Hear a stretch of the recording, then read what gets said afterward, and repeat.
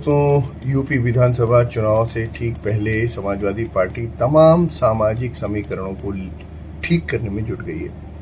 इसी रणनीति के तहत बुधवार 17 जून को लखनऊ में पार्टी दफ्तर में ब्राह्मण समाज के नेताओं की बड़ी बैठक बुलाई, यानी आज। अब आज जो बैठक होगी उसमें ब्राह्मण वोटरों को साधने के लिए रोड मैप क्या हो, कैसे हो, उस पर मंथन किया जाएगा। अब समाजवादी पार्टी ने ब्राह्मण समाज को लेकर जो ये बैठक बुलाई है, ये बैठक बहुत अहम मानी जा रही है। इस बैठक में समाजवादी पार्टी के तमाम ब्राह्मण समाज से आने वाले विधायक, पूर्व विधायक, सांसद और पूर्व सांसद शामिल होंगे। इसी बैठक में समाजवादी पार्टी बीजेपी से नाराज ब्राह्मण वोटरों को साधने के साथ साथ संगठनात्मक मजबूती, समाज में भागीदारी और तमाम कार्यक्रमों को लेकर मंथन करेगी। अब पीडीए यानी पिछड़ा, दलित और अल्पसंख्यक, इसकी राजनीति करने वाले अखिलेश यादव को अचानक ब्राह्मण सम्मेलन करने की जरूरत क्या पड़ी? ये सवाल आप सबके मन में होगा कि जिस पार्टी का उदय और विकास ही ब्राह्मणों को गरियाने से हुआ है, वो अचानक ब्राह्मणों से प्रेम करने क्यों लगी?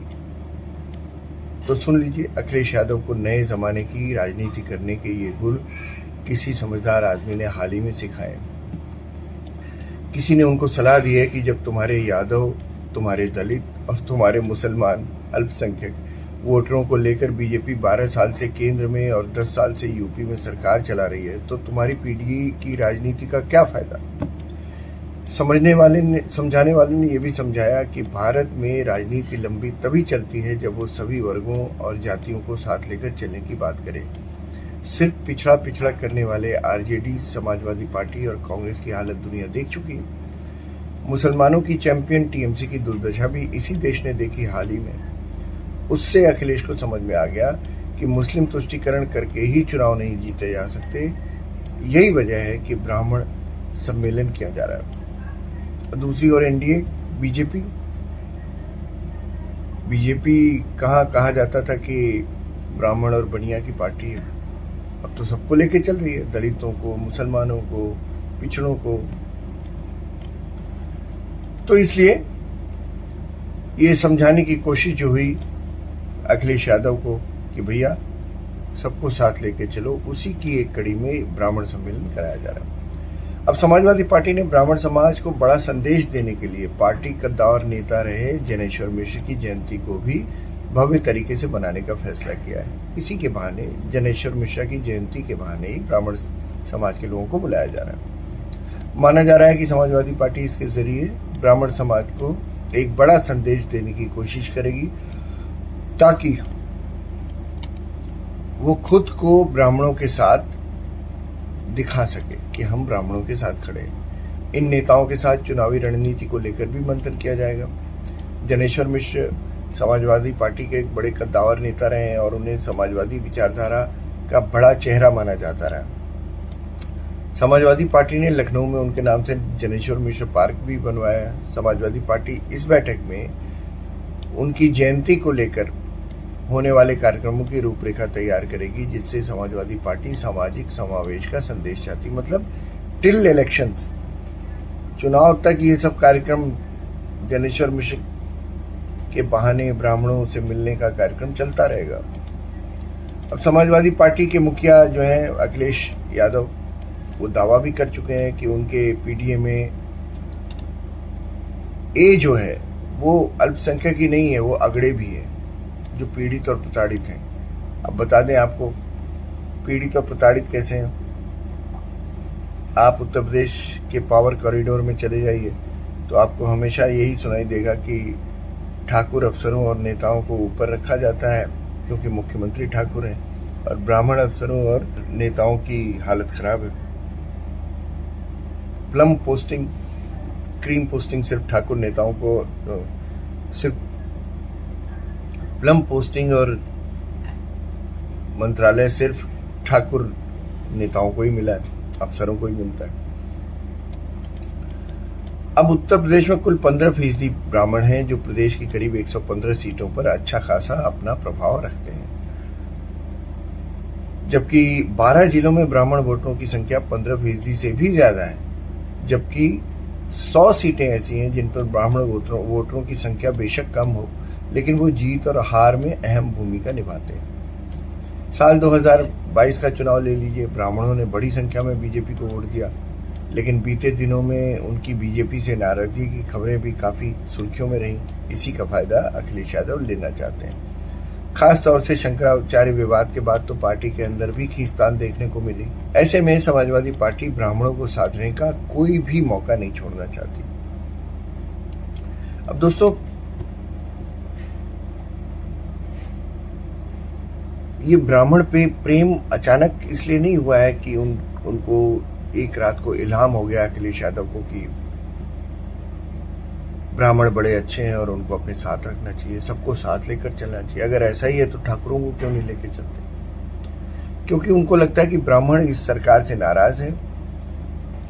योगी की सरकार में ब्राह्मणों को, ब्राह्मण मंत्रियों को, ब्राह्मण अफसरों को दरकिनार किया गया, उनको वो जिम्मेदारियां नहीं दी गई, पैसे वाली पोस्टिंग नहीं मिली अफसरों को, सब कुछ जो मिला वो ठाकुरों को मिला।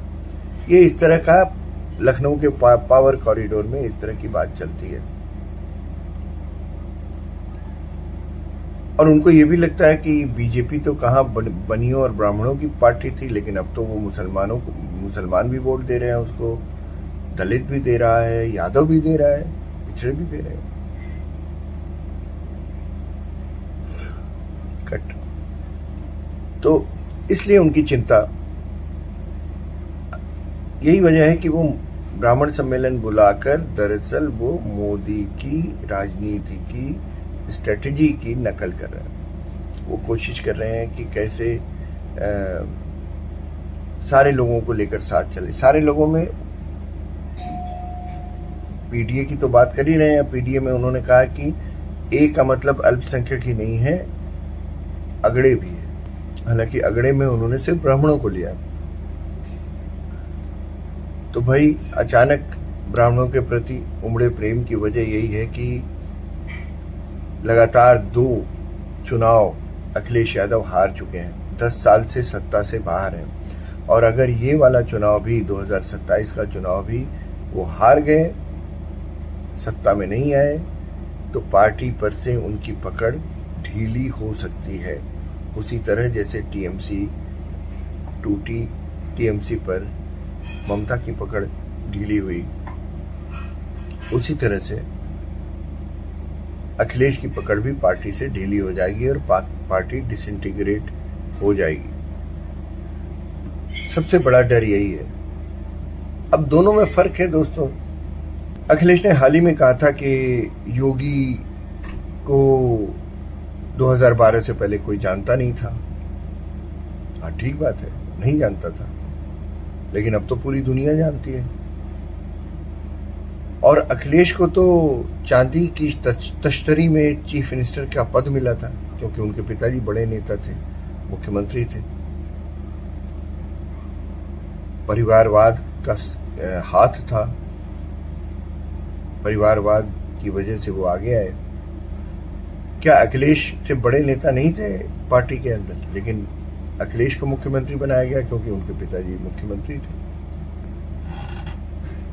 तो अखिलेश यादव को कौन जानता है अभी?